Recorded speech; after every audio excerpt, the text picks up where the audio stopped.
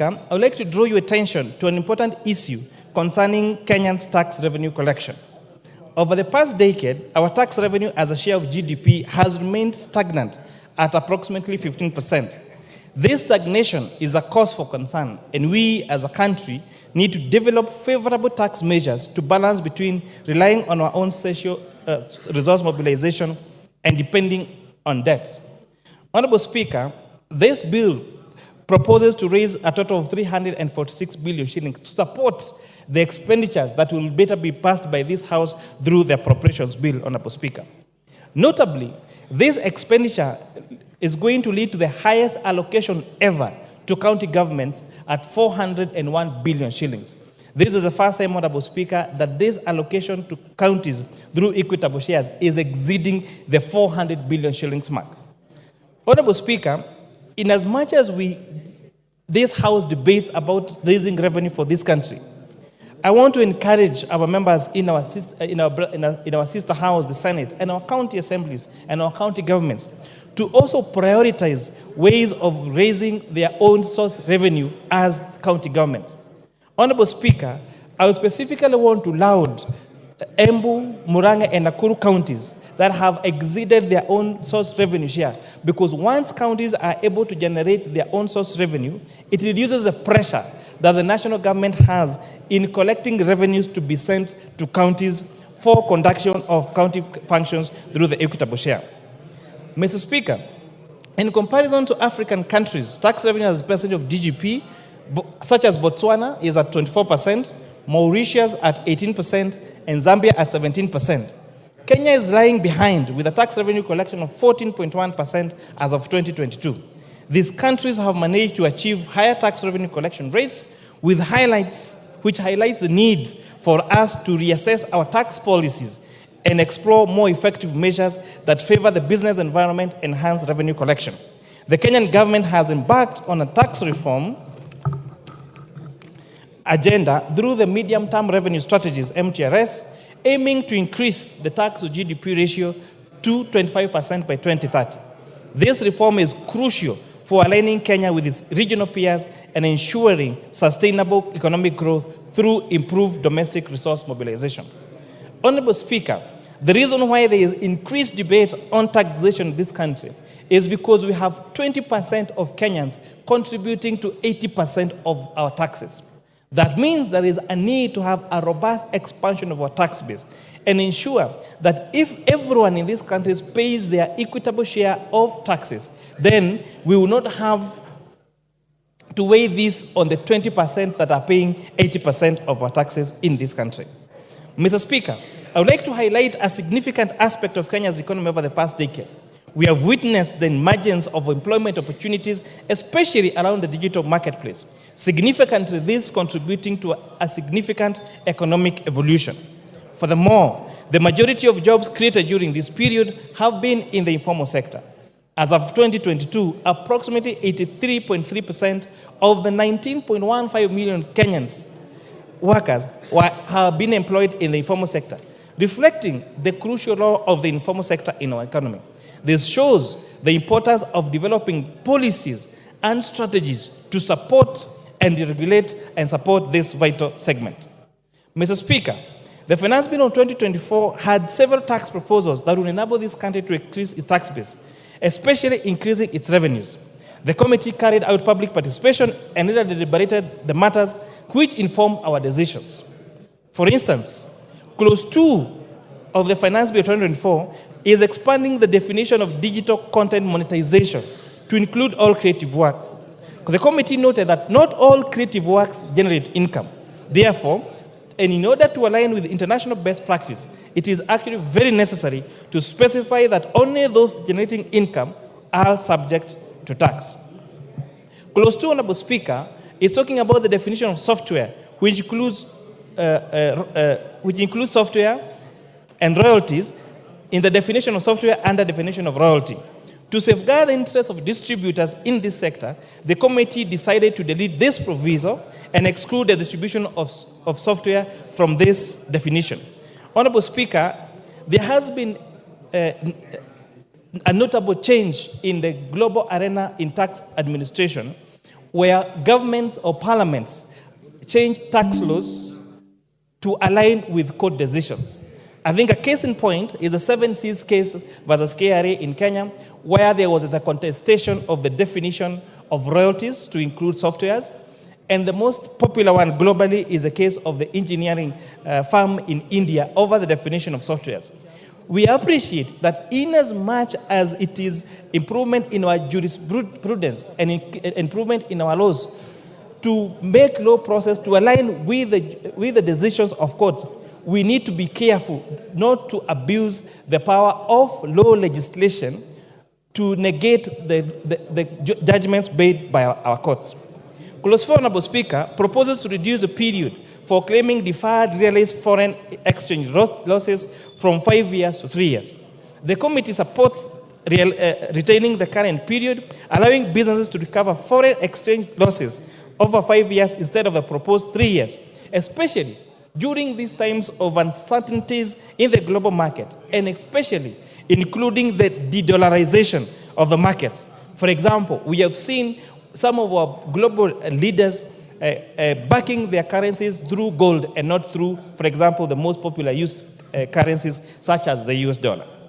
Clause 6B2, Honorable Speaker, proposes to exempt reimbursement of expenses incurred for asset purchasing during official duties by public officers, which was extensively discussed with stakeholders. The committee ultimately decided to remove this amendment that aimed to exclude public officers from taxation on employment of benefits received as reimbursements for asset acquisition. This decision was driven by concerns by members of the public that such exemption would unfairly discriminate against private sector employees and could potentially be abused. As framed on the bill, Honorable Speaker, there is no definition of what these assets are. And therefore, we stand a risk of having public officers buy houses or buy factories, and those factories or houses that they buy from taxpayers' money will not be subject to tax. So the best way would have been to treat the same for public officers, the same with private officers. But, Honorable Speaker, if we allow private officers to be exempted from tax on payments made to them for assets, you might find officers being paid in terms of assets just for tax planning and tax avoidance. Clause 8, Honorable Speaker, proposes to repeal the digital service tax and its replacement with a significant economic presence tax at the rate of 30% on 20% deemed profit. This committee acknowledges that digital service providers typically enjoy a higher profit margin due to lower production costs compared to companies with physical presence.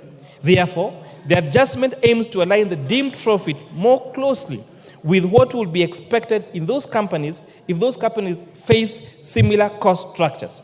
This is a revenue enhancement measure to ensure that digital service providers pay their fair share of tax.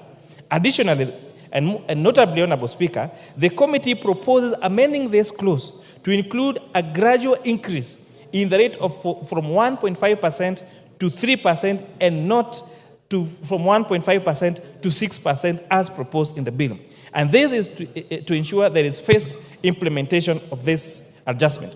Honorable Speaker, this has been one of the most confused clauses that has been to the members of the public. This tax is not on digital content creators. This tax is for these applications, for example, Uber Eats, Jumia, and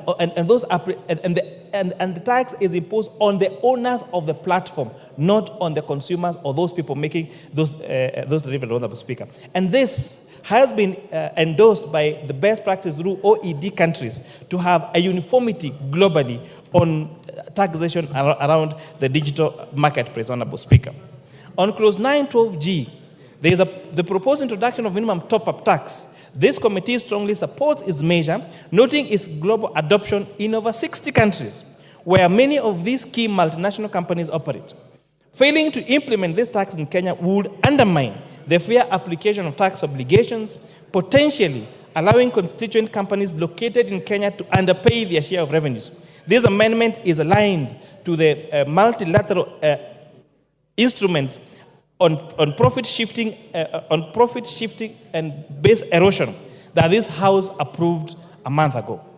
Again, another very misinterpreted clause. The minimum top-up tax, to explain simply, means where a multinational company operates in Kenya and as a group company, and in the company of their origin, they have a lower tax rate than that of Kenya, then they will be required to pay this minimum top-up tax. And again, this is to align ourselves with best practice.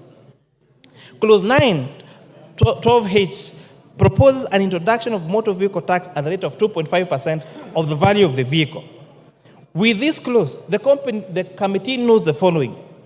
1, Section 3(2) of the Income Tax Act defines what constitutes an income upon which a tax is chargeable under the Act, whereas the proposed motor tax is levied on an asset and not on income as described by the Income Tax Act. The proposal, Honorable Speaker, to cap the levy at 100,000 shillings makes this tax discriminatory and non-progressive, because this essentially means that those motor vehicles that have a value of 4 million shillings and below would have paid the fair tax of 2.5%. But those vehicles that have of higher value of 2.5% would have paid a less commensurate percentage of that motor vehicle tax. The proposal will have adverse effects on the insurance-taking behavior of motor vehicle owners and further lead to negative effects on the insurance sector. Honorable Speaker, notably also, commercial vehicles which are subject to advanced tax and would therefore amount to double taxation. We noticed concerns from the members of the public. Most especially commercial vehicles take third-party insurance. Third-party insurance is a flat rate of 7,500 shillings. So if we impose 2.5% on a matatu that say is worth 4 million shillings, that means that the motor vehicle tax on that matatu would be 100,000 shillings. And considering that most of them struggle to even raise the 7,500 shillings comprehensive insurance, then that would be quite punitive and would actually even lead to them not taking the regular insurance for their motor vehicles. From the foregoing, the committee recommends therefore the deletion of the proposed motor vehicle tax. Honorable Speaker, on clause 10, the proposal to limit the deductibility of an employee's contributions to a post-retirement medical fund to 10,000 shillings. This committee recommends increasing actually the limit to 15,000 shillings. This is to encourage a saving culture for a post-retirement medical scheme. This is an improvement from our last year's amendment where we introduced the relief, and therefore we really urge this House to adopt this amendment. Honorable Speaker, you will note a concept called black tax, where the reason why majority of Kenyans, especially middle-income earning Kenyans, are struggling, one of them is because they have to support their aging parents. Some of them really contributed their many years of public service to serving the people of this country. So we are therefore providing for an incentive for them that when you are actively in service, please save for your medical post-retirement medical scheme. And we are saying, when you make this contribution to your post-retirement medical scheme, that contribution will be tax allowable to up to 15,000 shillings a month. And this will really help that when we grow old, the times when parents would rely on their children to support them when they are old, the times when children were seen as an investment needs to end. When someone reaches their age of 18 years, they should be allowed to drive by themselves and support themselves and the family by us during our active lives investing heavily on our retirement. This is not to mean that we don't support our parents, but just saying that let us, all of us who are working now, work hard to make sure that we put measures such as this one, saving for our post-retirement medical scheme, so that we do not burden our children with our medical costs when you are old and not working. Clause 12, Honorable Speaker, proposes to introduce the advance pricing agreement. This committee supports a proposal for an advance pricing agreement since it will enhance revenue determination in entities that belong to multinational groups or trade with related persons.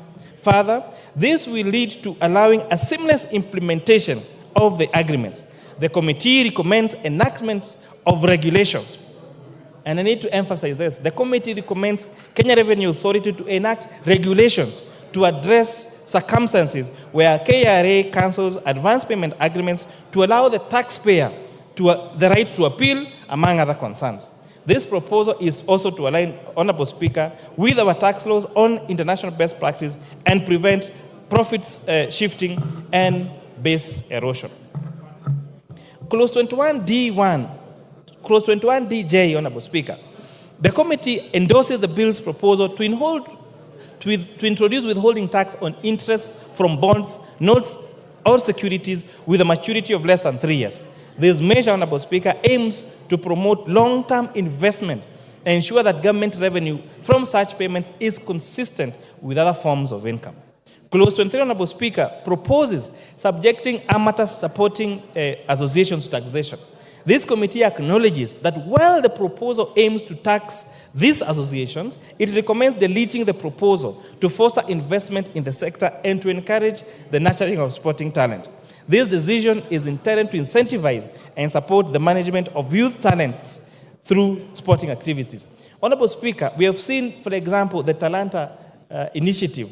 We've seen these athletic camps across the country. So this proposal to introduce taxation on this Talanta Hela initiative, all the athletic camps in this country, we are therefore saying, please, let us allow these sectors to drive, let us support talent, let us support our young people to make their money through talent, through these amateur supporting associations. Clause 25B1, Honorable Speaker, the committee retains the 15% preferential tax rate for the construction of 100 units of affordable housing. This incentive aims to encourage and stimulate investment in the affordable housing sector across the country. Clause 34A1, AA, and AB. The committee proposes to delete the proposed VAT on aircraft spare parts. This decision was considering that many airlines operators in the country provide maintenance and repair services to both international and domestic airlines. Implementing a tax on aircraft spare parts would increase the operational costs for airlines in Kenya, potentially undermining the country's competitiveness as a regional aviation hub. This amendment aims to support the growth in this emerging sector within our country. Clause 34-35, Honorable Speaker, this is about the provisions under the proposed amendment on the VAT Act. The committee adhered to several guidelines, including zero rating only the most essential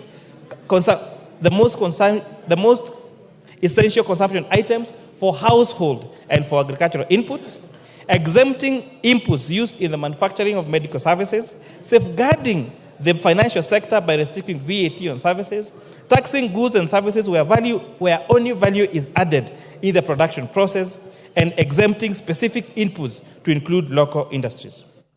Based on this principle, Honorable Speaker, the committee proposes to zero-rate items such as ordinary bread, unleavened bread, gluten-free bread, and inputs on raw materials for manufacturing agricultural and pest control products, agricultural pest control products themselves, and the transportation of sugarcane from farms to milling factories.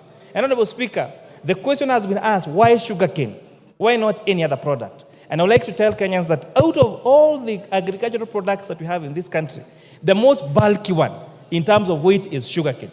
And therefore, the largest cost in the value addition on sugar is the transportation of sugarcane, Honorable Speaker. Additionally, the proposal is, we have proposed zero rating of locally assembled and manufactured mobile phones, among others. Honorable Speaker, this House made a decision last year to zero rate local assembly of mobile phones. As a result, we have seen institutions such as the African Device Assemblers of Kenya assembling a total of 400,000 phones every month. They have created employment for over 1,000 Kenyans. We are now, in fact, Honorable Speaker, they cannot satisfy the demand on the supply of these phones in this country. We are telling Kenyans, it is possible to manufacture our things here. We do not have to import these things from other countries. We can support our manufacturing and make sure that we consume and use only those products that are locally manufactured.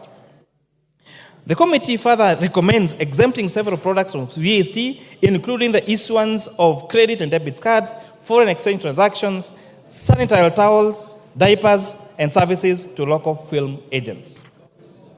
Clause 39, Honorable Speaker, of the bill proposes the removal of provision granting relief on excess duty to manufacturers of accessible goods and providers of internet data services. The committee recognized that excess duty, similar to VAT, considers input and output tax for manufacturing of accessible goods. Removing, therefore, Section 14 of the excess duty would prevent manufacturers from deducting excess duty, thereby potentially raising production costs and necessarily leading to higher prices to consumers. This deletion aims to safeguard Kenyans from increased prices of essential commodities. Honorable Speaker, it is East African community practice that excess duty on inputs become a tax allowable expense to manufacturers. And the risk of passing this Section 14 as proposed in the bill would mean that we would potentially make it cheaper for someone to go and manufacture in a different country and then import into this country duty-free. And therefore, this committee was very conscious on the need to protect our manufacturers and make sure we buy Kenya and build Kenya. Clause 39 proposes the removal of the provision granting relief on excess duty on accessible goods. I have explained that. Clause 42, Honorable Speaker, addresses excess duty on goods where the committee is guided by the following principal criteria: exempting goods from locally manufactured goods, exempting products to prevent increases in consumer prices, improving the administration of excess duty for ease. Based on this principle, therefore, the committee recommends the following: exempting vegetable oils, fertilized eggs, and clinker from excess duty. Honorable Speaker, I would like to explain what the difference is between these eggs. We have what we call table eggs. Table eggs is ready-to-eat eggs that we eat here at our restaurant or our homes. We have incubated eggs of what we call fertilized eggs. These are eggs that are ready to hatch. These are the ones that give us, for example, the one-day-old chicks. Honorable Speaker, as a poultry farmer myself, I attempted, when I was buying my one-day-old chicks, I was told that I needed to wait for 4 months before I got the one-day-old chicks, Honorable Speaker. This means that there is a great, the supply of fertilized eggs in this country is much lower than that of table eggs. However, we need to protect our eggs from imported eggs from other markets. Therefore, a few years ago, if you remember, Kenyans were eating eggs from Uganda at the expense of eggs that are laid by our own chicken here. It is plausible. It defeats any reason why we should allow an egg laid in a different country to land into a country at a cheaper price than eggs that are being made by our farmers here. So we have therefore introduced, Honorable Speaker, imposition of excess duty on imported table eggs, on imported onions, and on imported potatoes, so that we protect our onion, our poultry, and our potato farmers, especially in Molo and Nyandarua. Based on this criteria, Honorable Speaker, the proposal to exempt them from excess duty, vegetable oils, and fertilized eggs from incubation, amongst other things, is what we use under this consideration, Honorable Speaker. Further in, keeping with the tax system's predictability, the committee proposes to maintain the current rates on excess duty on imported motorcycle, plastic, onions, potatoes, among others. And again, I want to explain here that excess duty has been proposed only on imported, completely assembled motorcycles. We have had local capacity of our manufacturers assembling our own motorcycles. Let us ride motorcycles that are assembled in Kenya. When we export these jobs to China, when we import these completely locally assembled goods from China, it means three things. One, we are exporting our jobs to another country. Two, we are eroding our foreign exchange, because once we do those importation of those goods, we have to use our dollars. And that is where it took us last year with the titulator of our Kenya shillings going to as low as 167 shillings, Honorable Speaker. Three, we are certain of the quality of that particular product, because you can go to that plant, you can go to that factory and ascertain the quality of those, Speaker. In addition to creating employment to our young men and women in this country. With this regards, Honorable Speaker, to excess duty in services, the committee was guided by the need to keep the consumer prices for certain services low and then to ensure stability in terms of the rate of excess duty. Based on these criteria, the committee proposes to maintain the prevailing rate on money transfer services by banks and financial institutions and money transfer services by cellular phone providers.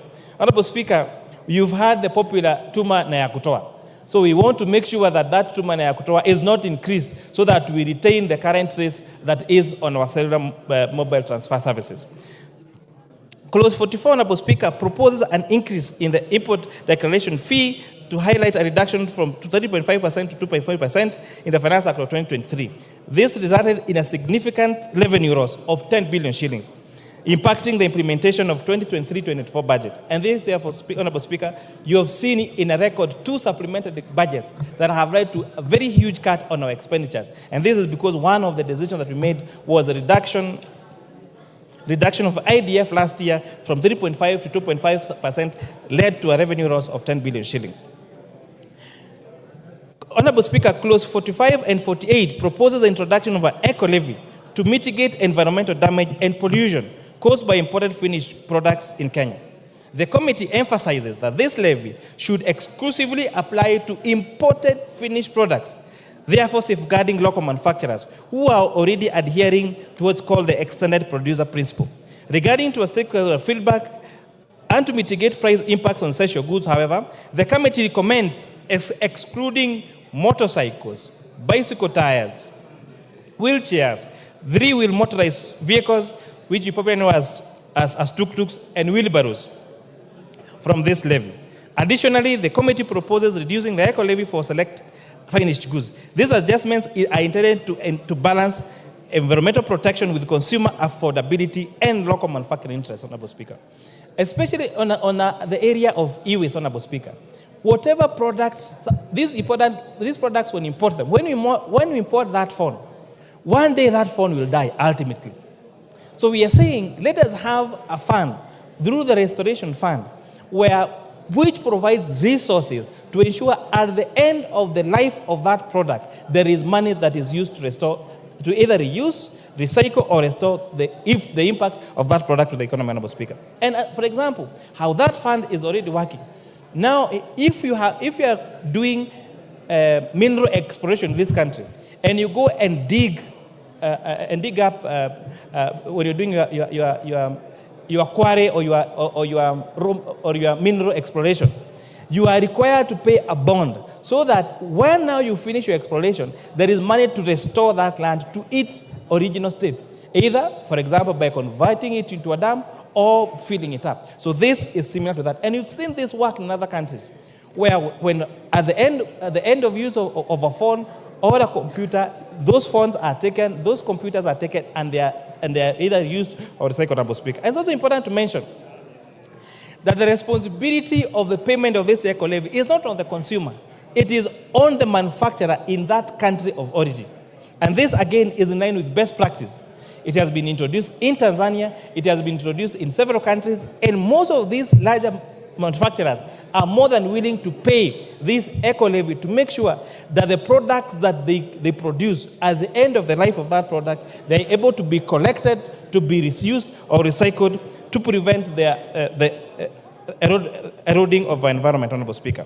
Clause 47 introduces the Export and Investment Promotion Levy to address declining exports and increase imports, especially for local manufactured goods.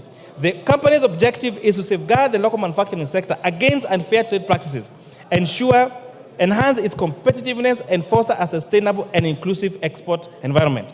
The Export and Investment Promotion Levy is expected to have several impacts on the manufacturing sector. One, it will support local manufacturing, aiming to increase the sector's contribution to GDP from 7% to 20% by 2027, seeking to level the playing field for local manufacturers struggling against cheaper imports, reducing over-reliance on foreign goods and services. And this levy will generate revenue to facilitate the development of the manufacturing sector and incentivize investments by local, micro, small, and medium enterprises. Based on this course, Honorable Speaker, the committee proposes imposing the export and investment promotion levy on articles such as leather products and imported footwear, denatured ethyl alcohol, ceramic sinks, and wash basins, among others. Additionally, the committee supports stakeholders' proposal to exempt craft liner, uncoated craft paper, and ballast from the levy. Regarding the motorcycles, Honorable Speaker, the committee suggests implying the levy only, again, on fully built imported motorcycles. This measure aims to design a proper and promote local manufacturing, enhance competitiveness, and support sustainable economic growth in our great beloved country, Kenya. Clause 51 and Clause 57 proposes the integration of electronic tax system, ETIMS, with data management and reporting system. The committee acknowledges the implementation challenges on ETIMS, especially on our small-scale farmers, or subsistence farmers, and microfinances. Therefore, the report proposes our report proposes that we exempt those farmers and those small businesses with a turnover less than 1 million shillings from this registration, and impose that responsibility on the traders, so that they use what in tax terms they call reverse invoicing. To address this issue, Honorable Speaker, the committee is guided by the international jurisprudence process called de minimis non current lex. In terms of the law does not concern itself with trifles. The law should not concern itself with trivial matters that would hinder even tax administration. And this, Honorable Speaker, is why we are proposing exemption of subsistence farmers and micro enterprises with a gross turnover of below 1 million shillings from this requirement.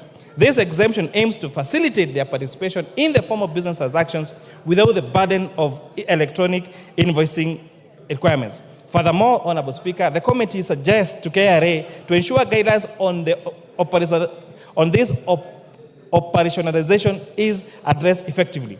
These guidelines would provide clarity and ensure smooth implementation while supporting the integration of small-scale farmers and micro enterprises into the formal economy. Clause 56, Honorable Speaker, addresses the issue of agency notices. This is aimed to resolve ambiguities regarding their validity. The committee recognizes the necessity to provide a mechanism to lift agency notices in Kenya where taxes have been fully paid pursuant to a court order. This provision seeks to ensure clarity and fairness in tax enforcement practices, allowing the timely removal of agency notices once obligation has been met through a judicial process. By establishing clear guidelines, Honorable Speaker, for lifting agency notices under these circumstances, the proposal aims to uphold legal compliance while safeguarding Kenya's rights and maintaining the integrity of our tax administration. Clause 61 proposes the removal of restrictions that require owners of affordable housing units to obtain prior written consent from the Affordable Housing Board before selling their units. The committee supports this amendment, citing the concerns from the public that this provision on the Affordable Housing Act infringes on the constitutional right to property. By advocating for the removal of this requirement, the committee seeks to uphold property rights and ensure that homeowners have the freedom to manage and dispose their affordable housing units without unnecessary bureaucratic handles.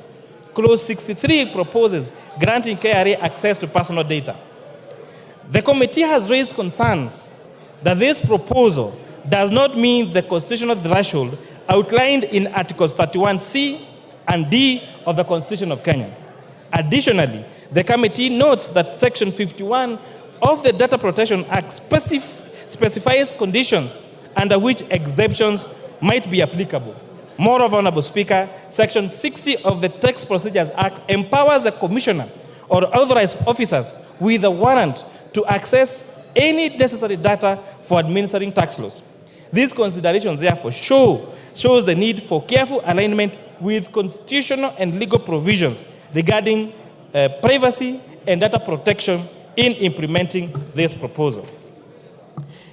The decline in levy collection, Speaker, continues to impact on highways, urban and rural roads. Recent heavy rains and flooding like El Nino have again further damaged our roads, and therefore they need to provide more resources, Honorable Speaker, through the appropriations to ensure that we have sufficient resources on the repair of our roads, and especially the low-volume seal roads. Mr. Speaker, exploring innovative approaches such as targeted initiatives, simplified tax processes, and enhanced taxpayer education can encourage voluntary compliance and broaden participation in the formal tax system. Bringing more Kenyans into the taxpayer fold, we align our tax revenue collection with economic expansion, enabling us to finance crucial investments in infrastructure, social programs, and sustainable development. Mr. Speaker, addressing these issues proactively and maintaining effective tax policies will strive to increase our tax revenue collection in line with our economic potential. This, Honorable Speaker, will strengthen our fiscal position, allowing for investment in key sectors such as social welfare programs and infrastructure development, fostering sustainable economic growth to benefit all Kenyans. Mr. Speaker, as we deliberate the Finance Bill of 2024, it is important to actually prioritize measures that will effectively expand our tax base and ensure revenue generation. This may involve innovative tax policy approaches such as incentivizing compliance, simplifying tax procedures, and overcoming barriers that hinder our revenue growth. Honorable Speaker, there are other two proposals that are very critical in this economy. One of them is the amendment on excise duty on cigarettes, where we are applying preferential rates per centiliter to filtered and unfiltered cigarettes. Honorable Speaker, we witnessed heartbreaking confessions of victims of throat cancer after 25 years of smoking. And this is because we're saying they started with the unfiltered cigarettes, then went to the filtered cigarette and spoke for 25 years. And as a result, Honorable Speaker, there has been demonstration globally that there is a direct relationship between cigarette smoking and many forms of cancer, especially throat and lung cancer. It has been demonstrated globally that changing tax regime or changing taxation on cigarettes actually impact the consumption of those services and has a subsequent impact on reduction of cancer cases. Honorable Speaker, on alcoholic beverages, Honorable Speaker, the proposed amendment to shift from taxation by volume to taxation by alcohol content is also a great welcome a policy idea and aligns with best practice global, Honorable Speaker. This means that alcoholic drinks that have higher alcohol content will have a higher excise duty than those alcoholic drinks that have lower alcohol content. This, Honorable Speaker, will not just make higher content alcohol more expensive, but most importantly, in the fight against illicit brews, ensure there is safer alcohol available to those that want to take alcohol. Because, Honorable Speaker, we have accepted as a country there are those that want to take and there are those that don't want to take. So those that want to take need to be given access to safe and affordable and healthy, and make sure that those others that do illicit, Honorable Speaker, are discouraged. As we robustly, Honorable Speaker, engage on the convention about the finance bill and critique it, it must be realized that this bill aims to correct around 346 billion shillings only from a proposed 3.9 trillion shillings. We therefore request this House, our departmental committees and our oversight committees and Kenyans in the public to interrogate the expenditure side of this budget as they are interrogating the financing side. This, Honorable Speaker, will lead to a more robust budget-making process, reduce or prevent budgeted corruption, maintain fiscal discipline in the use of our resources by our executive, Honorable Speaker. Because one of the credit cases we face, Honorable Speaker, is the trust deficit on what this will be used. And this House, in our oversight roles, can do a great job in reducing that trust deficit, in ensuring that the taxes paid by hand-earned Kenyans are spent correctly for the success, for the prosperity of the great public of the Republic of Kenya. Without Honorable Speaker, I beg to support. You beg to move. Without Honorable Speaker, I beg to move. And who is seconding you? Honorable Speaker, I request my very able Vice Chair, CPA Ambassador Benjamin Langat, the MP for the great people of Ainamoi in Kericho County, to second. Benja. Mr. Speaker, I rise to second this finance bill of 2024. Mr. Speaker, I want to start by thanking your office, the office of the clerk,